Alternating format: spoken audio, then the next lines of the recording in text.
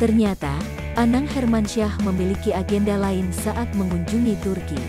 Diketahui, keluarga Anang dan seluruh keluarga Halilintar sedang berada di Turki untuk berlibur bersama, termasuk Aurel dan Atta Halilintar sejak akhir tahun 2021 lalu.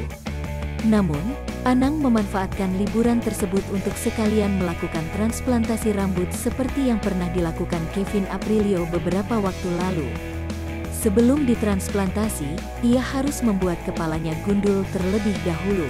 Aksi Anang menggundul rambutnya hingga plontos tanpa rambut satu helai pun membuat sang istri, Ashanty, tertawa ngakak. Namun Ashanty juga memuji kepala suaminya itu. Ashanty membagikan video di Instagram story-nya saat kepala Anang botak plontos tanpa rambut satu helai pun. Mas Anang mau perawatan rambutnya supaya tumbuh. Karena botaknya, kemarin, udah makin ke belakang gitu, jelas Ashanty dikutip tribunstyle.com, Selasa, tanggal 4 Januari tahun 2022. Ashanty tak kuasa menahan tawa saat Anang Hermansyah memotong rambutnya jadi botak. Ibu sambung Aurel tetap beri pujian untuk sang suami.